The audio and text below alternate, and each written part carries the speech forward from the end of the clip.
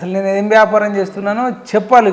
ఒక ప్రింట్ తీసి అన్న నువ్వు కోళ్ళ దుకాణం పెట్టినావు, లేకపోతే సూపర్ లేవా వ్యాపారాలు ఏం లేవా? అసలు ఏం వ్యాపారం లేదు నాకు, ఇక వ్యాపారమే లేదు నాకు. మీడియానే, ప్రజలే ఇవన్నీ ఎక్కడ సమస్య ఉంటే అక్కడ, అంటే ఎవరికి కష్టం వస్తే వాళ్ళ కష్టాలు తీర్చడమే అదే నా పని.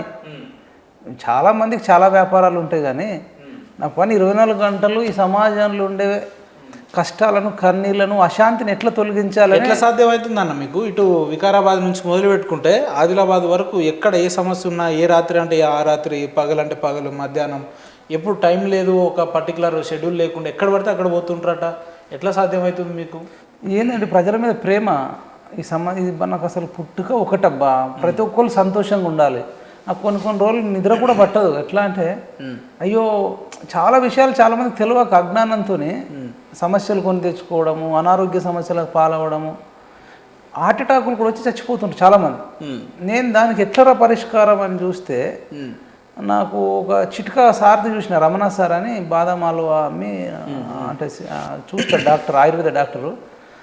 ఆయన చిట్కా చూసిన తర్వాత ఇంకా దీన్ని కొంత ఎఫెక్టివ్గా చెప్తే బాగుంటుంది, చాలామందిని గుండె జబ్బుల నుంచి బయటపడేయచ్చు అని ఆలోచన వచ్చి కార్లో కూర్చుండి ఒక 4 years బ్యాకే చెప్తే కోట్ల మంది చూసిర్రు. ఇప్పుడు మహేష్ బాబు ఏమో 1000 మందికి గుండె ఆపరేషన్లు చేయించుండే, ఆయనకు సెల్యూట్ అంటారు అందరూ. ఆయన దగ్గర డబ్బు ఉంది, కష్టపడి సంపాదించింది, థమ్స్అప్ ఇచ్చి ఆ థమ్స్అప్ తాగడం వల్ల కోట్ల మంది లివర్ ఖరాబ్ అయింది, ఆటలు కూడా ఖరాబ్ అయినాయి, అనారోగ్య సమస్యలు. అందులో నుంచి వచ్చిన కొన్ని డబ్బులు 1000 మందికి ఆపరేషన్ చేయించిండు. కానీ నేను ఎక్కడ థమ్స్అప్ యాడ్ చేయాలి, ఎక్కడ ప్రజలకు ఆరోగ్యానికి భంగం కలిగించేది కానీ ఏది ఇవ్వకుండానే, ₹1 పెట్టకుండానే కొన్ని కోట్లాది మందికి హార్ట్ అటాకులు లేకుండా ఆపిన. అంటే 1,00,000 కోట్లు పెట్టినా నువ్వు చేయలేవు ఆ పని. ఏం చేసినావు అన్న, ఏది నాకు ఒకసారి చెప్పండి అని అడిగితే మీ సిగ్నేచర్ స్టూడియో ద్వారా కూడా నేను చెప్తున్నా, ఈ ఛానల్ చూసేటోళ్ళకి కానీ, సబ్స్క్రైబర్లకు కానీ, జీవితంలో మీ భార్య పిల్లల మీద ప్రేమ ఉన్న వాళ్ళకి, ఎస్పెషల్గా మగోళ్ళకి చెప్తున్నా, పిల్లలకు కూడా చెప్తున్నా, మీకు నిజంగా మీ తల్లిదండ్రుల మీద ప్రేమ ఉంటే నేను చెప్పే చిట్కా ఇది చేస్తే యశోద హాస్పిటల్కి వెళ్ళడము, ఆపరేషన్ 10 లక్షలు 20 లక్షలు కావాలంటే ఎకరం భూమి అమ్మి తీసుకొచ్చి ఇవ్వడం, ఇవన్నీ ఉండవు. ఏముండవు. ఏందన్న అంటే నేను చెప్పేది ఒక ₹10 అయిపోతుంది. మళ్ళీ 10 లక్షలు పెట్టుకుంటారా, ₹10 కంప్లీట్ చేసుకుంటారా అంటే ఏందన్నా ఇంత సస్పెన్స్ పెడుతున్నావు అంటే సింపుల్. ఇప్పుడు నీ కారు ఉంది ఉపేందర్, ఏదో కష్టపడి ఇన్స్టాల్మెంట్లో కొనుక్కున్నావు, మనం వచ్చినాం. ఆ కారు ఇన్స్టాల్మెంట్ కడుతూనే నువ్వు దానికి సర్వీసింగ్ ఎప్పుడన్నా చేపిస్తావా? చేపించు. ఎన్ని నెలలకు చేపించవచ్చు? అందాదా 2 నెలలు, నెలన్నర, 2 నెలలు, 2 నెలలు, 3 నెలలు, లాస్ట్ 4 నెలలు, అంతకంటే కాదు. కానీ సర్వీసింగ్ చేయడం మాత్రం పక్కా మ్యాండేటరీ. ఒక 15 రోజుల్లో, నెల రోజుల్లో లేట్ అయినా సరే కానీ చేయడం మాత్రం పక్కా చేపియాలి. ఒక ఏవరేజ్గా ఒక 3 నెలలకు అనుకుందాం. మరి ఒకవేళ చేపియలేవు అనుకుంటారు, నువ్వు ఏదో పెద్ద ట్రావెల్ వెళ్తున్నావు, మీ పాలకుర్తి వెళ్తున్నావు, లేదంటే వరంగల్ వెళ్తున్నావు, ఎటో వెళ్తున్నావు, 3 నెలలైనా నువ్వు చేయించలే, 4 నెలలైనా చేయించలే, 6 నెలలైనా చేయించలే, 1 year అయినా చేయించలే, 1.5 year అయినా చేయించలే, నువ్వు ఒక మహారాష్ట్రకు ఒక పెద్ద పని మీద పోవాల్సి వస్తుంది, లాంగ్ జర్నీ చేయాలి బొంబాయి. సర్వీసింగ్ చేయక లాంగ్ జర్నీ పోయినప్పుడు నీకు ఏమైతే చెప్పు? అంటే చిన్న ప్రాబ్లమ్స్ ఉంటాయి, ఇంజన్ హీట్ అవ్వడము, ఏసీ రాకపోవడము, ఏదో చిన్న సర్వీసింగ్ చేయకపోతే ఏదో ఒక రోజు అది ఆగిపోతుంది కదా, బండి ఆగిపోతుంది. అప్పుడు నీకు ఒక అడవిలో ఉంటావు, అర్ధరాత్రి 12 గంటలకు నీ బండి అయిపోయింది. ఏంది నీ సిచ్యువేషన్? అంటే షాక్ అయిపోతుంది. అరే ఇది సర్వీసింగ్ చేసి ఉంటే అయిపోతుండే కదా. నేను మైపాలన్న లాంటి ఎన్నోసార్లు చెప్పినా నేను సర్వీసింగ్ చేయలే. ఇప్పుడు ఈ అడవిలో అయిపోయింది, వెనక నుంచి ఒక పులి వచ్చింది అనుకో, ముందు నుంచి ఒక పులి వచ్చింది, ఏం చేస్తావు? కారు ఎక్కితే కారు మీద కూడా జంప్ అయి పట్టుకుంటుంది. అంటే చెప్తున్నా అట్లాంటిది. అంటే కారు విషయంలోనే మనం అంత దాకా తెచ్చుకోం. హైలైట్ ఏంటంటే కారు కొన్న ఎవరైనా ఖచ్చితంగా సర్వీసింగ్ విషయంలో కేర్ తీసుకుంటారు, కారే కానీ 2 వీలర్ కానీ ఏదైనా. అలాంటిది జీవితంలో ఎంత తీసుకోవాలి? మరి ఒక్కసారి నా గుండెకి సర్వీసింగ్ చేసిరా?